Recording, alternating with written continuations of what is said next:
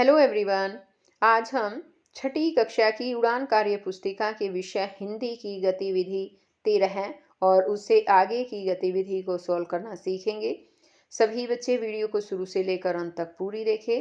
और बच्चों, अगर आपने अभी तक मेरे चैनल को सब्सक्राइब नहीं किया है तो सब्सक्राइब भी करें और साथ में दिए बेल आइकन को ज़रूर प्रेस कर लें, क्योंकि बेल आइकन को प्रेस करने से आपके पास नोटिफिकेशन आएगा। जो भी मैं वीडियो डालूंगी सबसे पहले वो आपके पास आएगी, इसलिए आप बेल आइकन को भी प्रेस करें। और अगर वीडियो आपको अच्छी लगे तो इसे लाइक भी करें, कमेंट करके बताएं कि आपको वीडियो कैसी लगी और अपने दोस्तों के साथ भी शेयर करें। तो देखिए, शुरुआत करते हैं। गतिविधि 13 है और गतिविधि 13 में यहाँ दे रखा है कि दिए गए गद्यांश को पढ़कर एवं चित्र देखकर समझते हुए पूछे गए प्रश्नों के उत्तर लिखिए। अब यहाँ पर एक चित्र भी दिया गया है बच्चों, है ना? और ये चित्र किस चीज़ का है बताओ, पता है? यहाँ पर बड़े बन रहे हैं। दही बड़े तो आपने सुना ही होगा।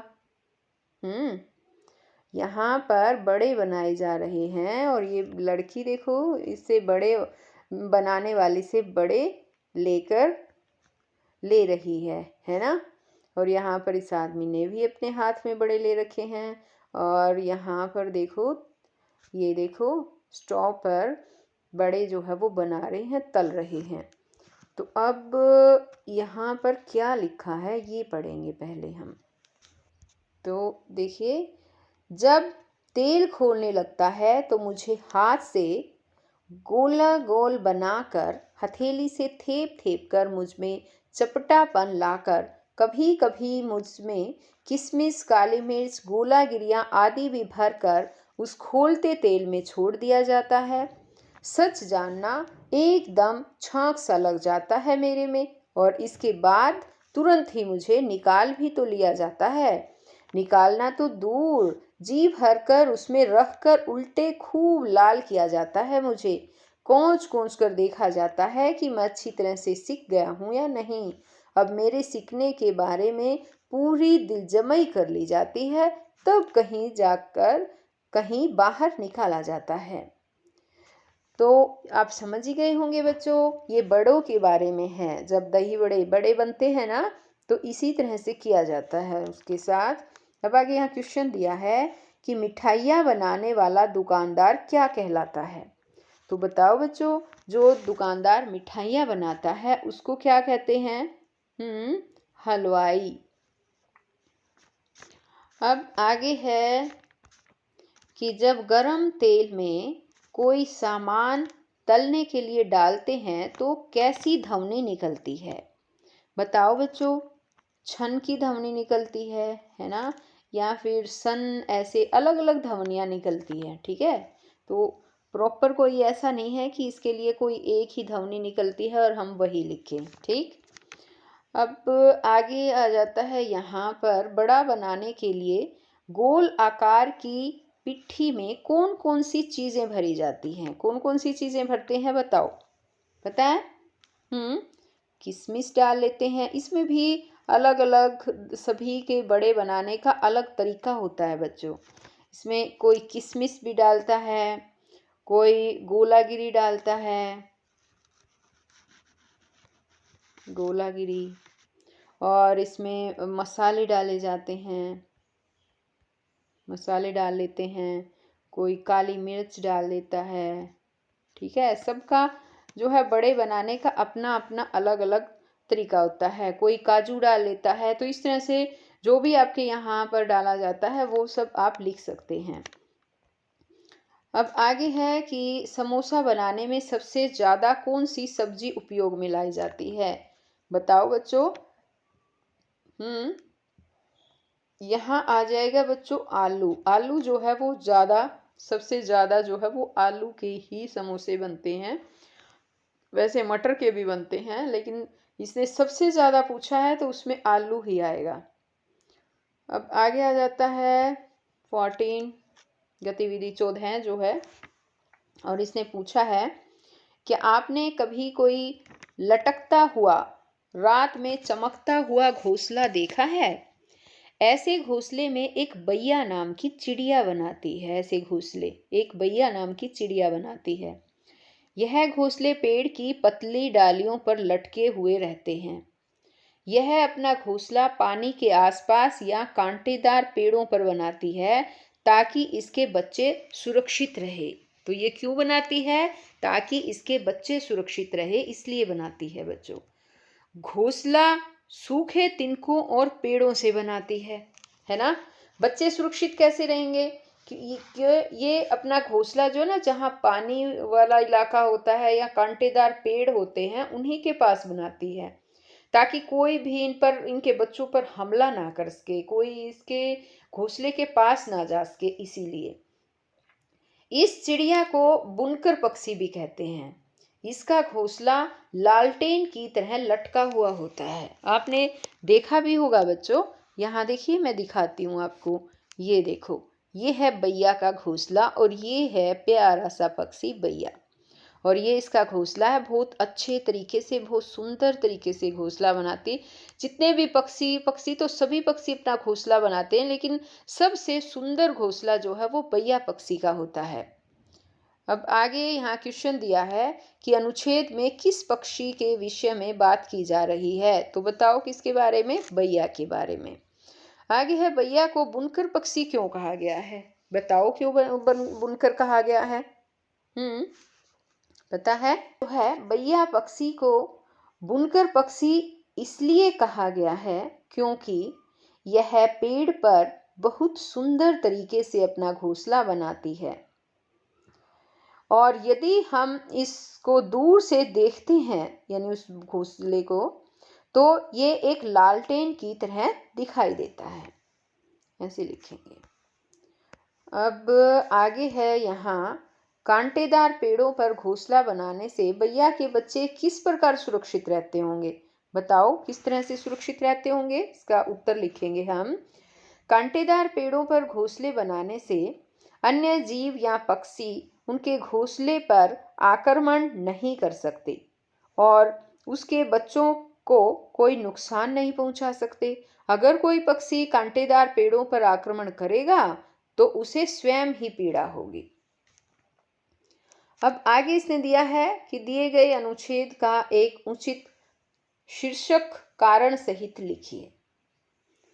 यहाँ पर उचित शीर्षक लिखना है, तो हम इसका उचित शीर्षक में तो जो है वो बुनकर पक्षी बैया ऐसे लिख सकते हैं,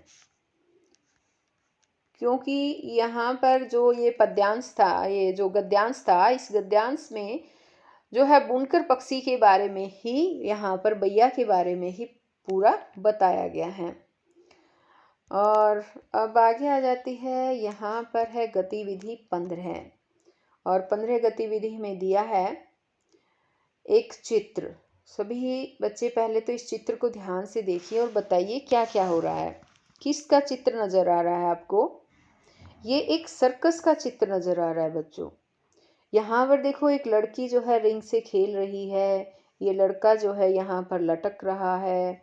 ये सारे ऐसे लग रहा है जैसे सर्कस में अपना शो दिखाने के लिए अभ्यास कर रहे हों। यहाँ दो लड़के आपस में बातचीत भी कर रहे हैं। ये भी सर्कस के बारे में ही कुछ बातचीत कर रहे होंगे कि किस तरह से हमें शो करना है, इस तरह से बात कर सकते हैं। आगे यहाँ पर दिया है इसने कि दिए गए दृश्य का 5 से 7 वाक्यों में वर्णन कीजिए। इस सारे दृश्य का 5-7 वाक्यों में जो है बच्चों वर्णन करना है। तो इसमें हम लिख सकते हैं, चित्र में सर्कस का एक दृश्य दिखाया गया है। इस चित्र में सर्कस के सभी लोग अपने अपने करतब दिखाने के लिए तैयारी कर रहे हैं।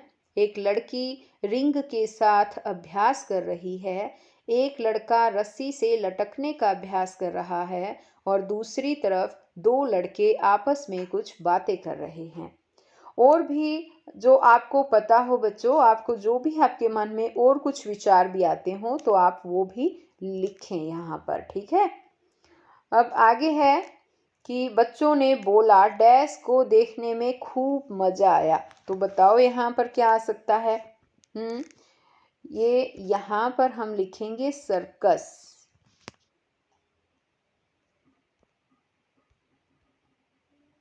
सर्कस, ठीक है। बच्चों ने बोला सर्कस को देखने में खूब मजा आया।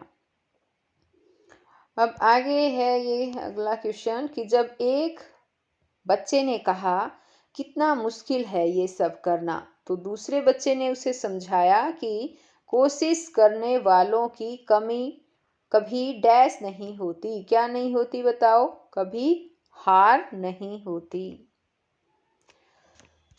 अब आगे है 16 नंबर गतिविधि है यहाँ पर, और इसमें जो है गतिविधि में यहाँ पर भी एक चित्र दिखाई दे रहा है, ठीक है। ये चित्र किस चीज़ का है बताओ? देखो झूले भी हैं इसमें, काफ़ी बच्चे भी आए हुए हैं यहाँ पर, आदमी औरतें भी है ना, और यहाँ पर दुकानें भी सजी हुई दिख रही है। यानी कि बच्चों ये तो एक मेले का चित्र नज़र आ रहा है। अब इसने यहाँ पर क्वेश्चन भी पूछा है कि अपने अनुभव के आधार पर एवं चित्र में दिखाए गए मेले के दृश्य पर 5 से 7 पंक्तियाँ लिखिए। तो यहाँ पर आपको 5 से 7 पंक्तियाँ जो है बच्चों ये दी गई जगह में लिखनी है। जो इस मेले में आप जो कुछ भी यहाँ पर देख रहे हैं उसी के बारे में भी लिखिए, और आप कभी मेले में गए हैं तो वहाँ पर अपना अनुभव भी जो है आप यहाँ पर लिख सकते हैं। अब हम यहाँ क्या लिखेंगे? जैसे मान लो आपके गांव में या कहीं आसपास मेला हुआ तो उसका अनुभव लिख दीजिए। जैसे हम लिख रहे हैं, हमारे गांव के पास वाले गांव में मेला लगा हुआ था और मैं वहाँ अपने मम्मी पापा के साथ मेला देखने गई।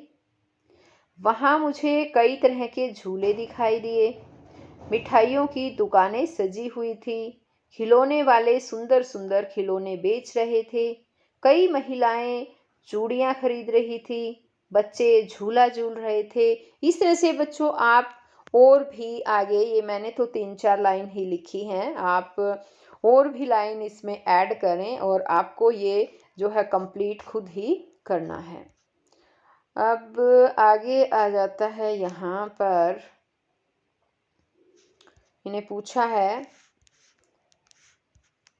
कि उचित शब्दों का चुनाव करके रिक्त स्थान की पूर्ति करें।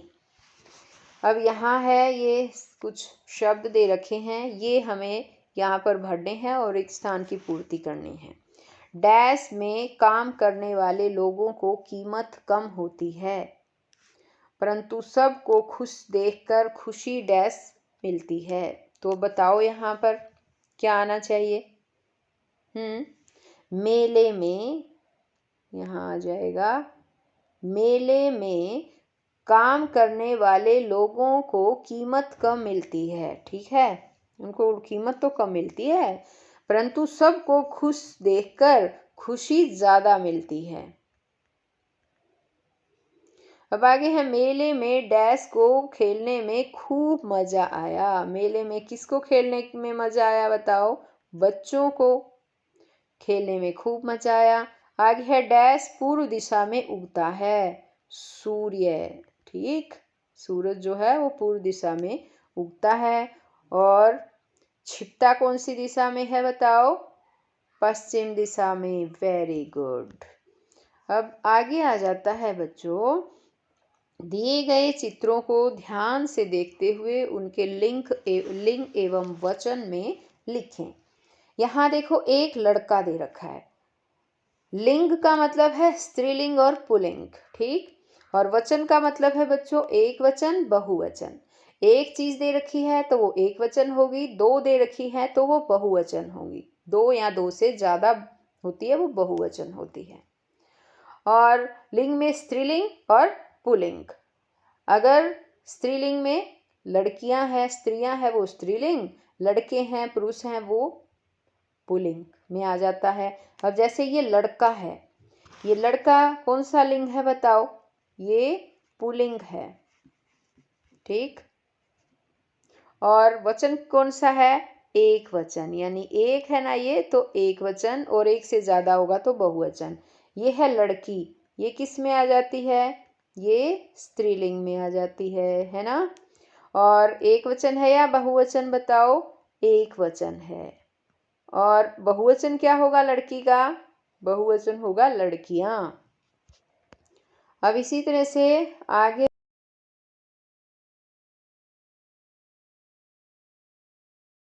दिया है मिठाई। देखो मिठाई दे रखी है इसने, तो मिठाई शब्द क्या है बताओ? मिठाई शब्द क्या आएगा? अब जैसे हम ये कहते हैं ना, उसने मिठाई खा ली, तो ये स्त्रीलिंग में ही आ जाता है बच्चों। ठीक है, स्त्रीलिंग। और एक वचन में आएगा। और बहुवचन क्या बनेगा मिठाई का? मिठाइयाँ। अब है ये भिखारी। भिखारी ये आदमी है ना, ये किस में आएगा? पुल्लिंग में आएगा। देखो भिखारी दिखाई दे रहा है ना, कोई आदमी है, ये पुल्लिंग में आएगा। और भिखारी क्या है? ये एक वचन।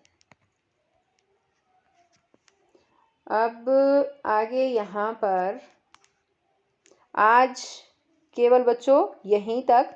आगे गतिविधि 17 को अच्छी तरह से और उससे आगे की गतिविधियों को अच्छी तरह से समझेंगे। तो हम फिर मिलेंगे नई वीडियो में। तब तक के लिए बाय बच्चों।